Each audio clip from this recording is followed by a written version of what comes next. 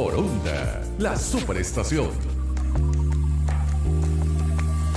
1:36 de la tarde y ya está en el estudio nuestro próximo invitado con el que vamos a hablar de lo que en algún momento se llamó el milagro chino como uno de los grandes ejemplos de recuperación económica, pues desde hace un par de años expertos han venido advirtiendo que quizás ese milagro chino puede estar en problemas, puede estar a punto de desvanecerse. ¿Cuáles son esos indicadores que nos hablan de que la economía china está en peligro y lo que eso supone para la economía mundial, que depende en gran medida de lo que se ha convertido en uno de esos gigantes asiáticos? Para hablar de este interesante tema tenemos a Jesús Palacios, quien es economista, egresado tanto del IESA como de la Universidad Católica Andrés Bello. Así que es un gusto conversar contigo. Bienvenido, Jesús. Gracias, profesora Raiz y Lila. Encantado de acompañarlos hoy acá, además presencialmente, que siempre es un gusto venir. Mira, Jesús, gracias por venir.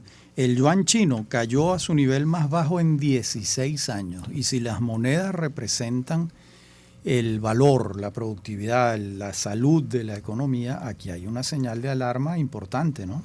Sí, efectivamente, y creo que lo dices muy bien, profesor, que al final las monedas son un signo rápido de cómo se está palpando, de cuál es el sentimiento que hay en las economías. No, los economistas los llamamos indicadores rápidos o indicadores adelantados, porque el ciclo económico va a su ritmo, ¿no? Y puede tardar más tiempo en consolidar cifras de consumo o en ver si el Producto Interno Bruto se está desacelerando. Es decir, la actividad económica de la economía viene desacelerándose. Ya hay varios síntomas en el caso de China que indican que sí, pero las monedas se mueven todos los días y nos dan indicaciones rápidas, ¿no? Y tempranas y alertas de que las cosas pueden estar moviéndose más rápido. Y es el caso de China, ¿no? Ha habido recientemente la quiebra de una de las principales inmobiliarias, Evergrande, que la relacionas ya con un problema que puede ser más estructural, y es que la economía china y ese gran milagro de crecimiento chino se ha venido desacelerando los últimos años y particularmente se espera que empiece de una tasa de crecimiento en torno a 6% que venía promediando en las décadas pasadas a una tasa que se pueda estabilizar en torno a 2%, una desaceleración muy grande que para mí tiene un reflejo claro en cómo el crecimiento poblacional se ha reducido. Crecía 3% hasta principios de este siglo y ahorita está anualmente, quiero decir la población, ahorita está creciendo a 0.1.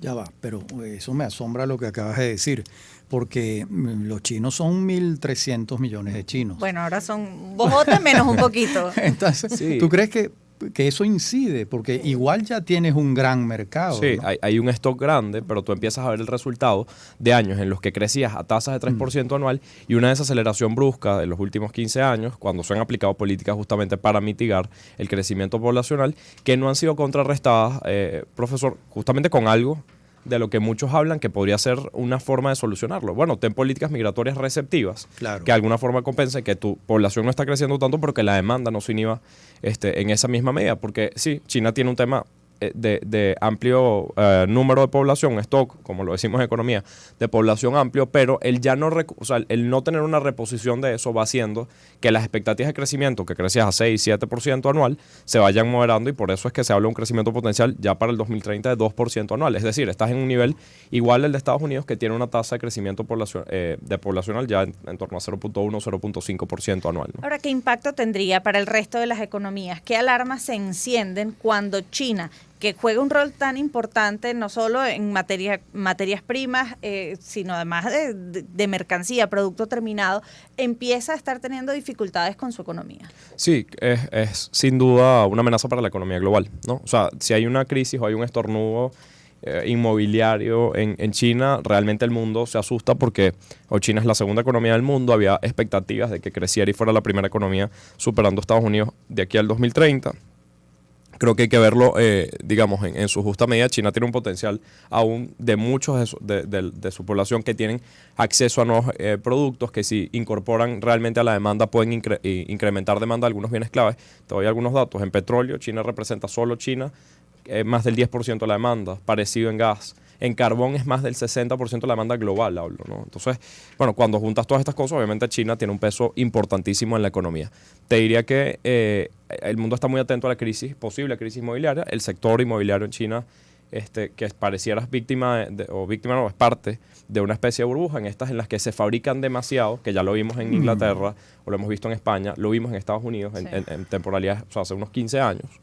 Y eso no se queda ahí porque el sector inmobiliario tiene una altísima vinculación con el sector financiero. Entonces todo el mundo está muy pendiente de qué tanto las constructoras tienen conexión o de alguna forma están dependiendo del sistema financiero chino, y eso lleva a que el colapso no sea solamente inmobiliario, sino financiero, y ahí les digo, en un mundo globalizado, pues ese colapso también llevaría a una crisis.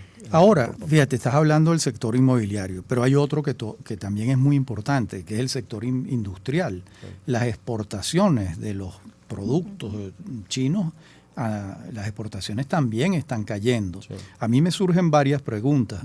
¿Quiénes las están supliendo? Son otros países asiáticos los que están exportando neveras, computadoras, etcétera. Lo que se fabrica en China, que es prácticamente todo, sí, hasta cepillos de dientes.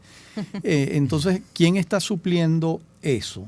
Y lo otro, que esa caída de la producción está llevando a un desempleo juvenil cercano al 20%. Eso es dramático también. Sí. No hay generación de empleos. No hay generación. Sí. Pero empiezo por la primera pregunta, ¿no? Y la parte de exportaciones. Yo creo que la pandemia generó las vulnerabilidades que se hablaban en cadena de suministros, que generaron que todo el mundo pusiera atención en dónde tenía sus proveedores confiables, porque hasta ahora los proveedores confiables, o la forma en la que se estaba haciendo el comercio mundial, se basaba en el aprovechamiento de la eficiencia en costos, digamos, quién tenía ventajas comparativas para producir bienes al menor costo. Pero la globalización está teniendo un cambio de enfoque en los últimos años, y ya no hablamos nada más de quién es el más costo eficiente, sino también quién es el que te garantiza condiciones de mayor seguridad, cuál es el entorno en el que están, las instituciones que funcionan, qué tan realmente está afianzada la democracia, porque bueno, también hay un tema de proximidad o similitudes de valores, y en eso la democracia juega un rol clave. Entonces,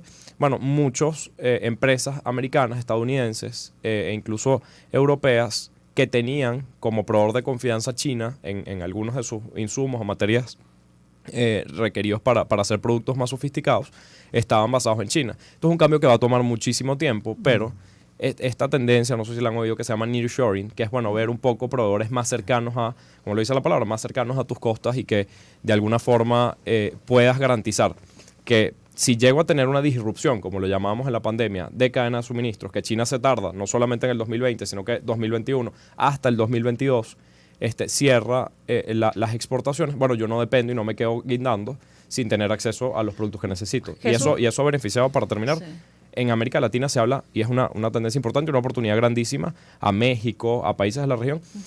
República Dominicana también está viendo opciones, Chile está siendo muy activo en eso, Colombia también quiere generar acuerdos. Justamente, que le beneficien. sobre eso te iba a comentar, porque un ejemplo es lo que ocurrió con los microcomponentes, los semiconductores o los microchips. China era un mercado muy importante, además una industria muy importante que lo producía, pues ahora México se ha convertido en uno de los productores o proveedores para la industria norteamericana. Están al cruzar la frontera, es mucho más cómodo, y esto representa para México una gran oportunidad para nueva generación de empleos, para el desarrollo tecnológico, que además puede apuntalarse y ser utilizado para la misma industria mexicana. En el caso del resto del continente, ¿qué otras áreas puedes ver como oportunidades? Bueno, hay que sumarle, Lila, los tratados de libre comercio de Colombia y de Chile. Esos son los países que se van a beneficiar. Son de los que principalmente se hablan. Van a beneficiar de ese declive de la economía china. Ojo, recientemente hicimos un estudio, por cierto, de Ecoanalítica, viendo un poco cuáles eran esos países que se puedan ver más beneficiados, que coincidan en valores, que coincidan un poco ampliando el espectro y no quedándonos quizás solamente con los temas más macro. Y tú ves a República Dominicana también muy bien parado. Incluso Argentina tiene un tema de competitividad en términos relativos, la mano de obra más económica que otros países. Entonces, bueno, hay actores interesantes, pero coincido con el profesor que México, Chile, Colombia están como entre los mejores parados, ¿no? Y no solamente, por cierto, no todo escapa del sudeste asiático. Hay muchas empresas interesadas en migrar dentro del sudeste asiático a economías quizás más pequeñas, que las empresas puedan ejercer más control al Estado. Incluso se habla de Vietnam, se habla de Tailandia, se habla de Malasia, pero muchas empresas están diciendo cambiar toda esta inversión al mismo sudeste asiático y mantener algunos riesgos con regímenes autoritarios, o que al final puedan tener políticas que no se correspondan con las tendencias occidentales, porque Occidente abrió en 2021 y China tardó un año más en abrir. Te puede dejar igual vulnerable, pero ahí está el debate. Bueno, justamente, si no solamente estoy en China, diversifico otro país del sudeste asiático, y muchas empresas viendo América Latina como una oportunidad que creo que los países tenemos también que aprovechar. Y Lástima ahí, que Venezuela no esté en ese debate. claro, porque también hay que valorar que no es solo un tema de números, también es un tema de otros valores que están asociados a la confianza y a la seguridad que da un proveedor o poder invertir en un país, en una economía. Ahora, fíjate, las zonas económicas especiales chinas se crearon en 1978 y tomó unos cuantos años en que las empresas, las industrias norteamericanas se establecieran allá, ¿no? De modo que el milagro chino puede haber comenzado a principios de la década de los 90, tiene 30 años. Pudiéramos estar asistiendo, al declive de ese coloso económico. Estaremos asistiendo al nacimiento de la India como el gran factor económico del mundo. Sí, y India ha hecho grandes ejercicios de proximidad con Occidente, ha tenido unas relaciones más cercanas con los gobiernos de Estados Unidos. Creo que es, digamos, todavía en términos especulativos, pero sin duda es un país que tiene características similares quizás a la China de los 80, podría ser, digamos, un atractivo también en términos de una mano de obra barata, de una posibilidad además o una oferta laboral, una disponibilidad de empleos bastante amplia. Ahí está el tema un poco en la construcción también que tardó en China, de algunos know-how que se van tecnificando, del conocimiento que se va haciendo cada vez más técnico y que permite que seas también eficiente en la producción, ¿no? Pero hay otra Eso cosa, tarda Jesús. India es la democracia más grande del mundo. Sí, Cuando votan en India, votan 900 millones de personas. Sí. Y es un país liberal. Sí. Un país capitalista, ¿no? Sí. Eso también es una ventaja, ¿no? Es un caso sin duda interesante y que ver, pues. Sí. Ahora, volviendo al caso de la economía china, ¿cuál es quizás el rol que podría jugar el tema con Taiwán geopolíticamente? Porque hay muchos analistas que hablan que quizás una distracción podría estar en esa disputa sobre la independencia de Taiwán o su adhesión a la China continental. Y creo que ahí está una de las principales amenazas también a cómo Occidente tenga la relación con China. Taiwán se ha convertido, hay dos temas, el punto comercial quizás y la relación con Estados Unidos que se ha venido complicando en los últimos años. Había quienes pensaban que la política de Biden iba a ser un poco distinta a la de Trump y la verdad la línea ha sido igual, de bastante tensión en la parte comercial, y esconde eso también de fondo las tensiones políticas que tiene el tema de Taiwán y que no dejan de ser una amenaza, y yo digo que es una amenaza importante no para Estados Unidos, no para Occidente, sino para el mundo, porque tenemos el caso ahora de Rusia fuera de los mercados financieros globales, fuera del sistema SWIFT, sus principales bancos. Tienes a otras naciones igual con sanciones que limitan su operatividad en los mercados internacionales, y si llegaras a tener, por ejemplo, con China, también la aplicación de sanciones, digamos, desde Occidente, que la limitaran en el funcionamiento financiero, esto nos saldría caro a todo el mundo. O sea, realmente generar más fricciones, ir creando islas en las que operan de forma distinta a los mercados occidentales, a los orientales, pues, o a las zonas del sudeste asiático, lo que va a generar es estas fricciones transaccionales que se traducen en costos. Exacto. ¿A quién favorece eso? Sí, no, definitivamente a nadie. O sea, pero el tema está debe haber generación de acuerdos que permitan que esas situaciones no lleguen a esos extremos. Claro. Y hemos sido torpes en el caso de Ucrania.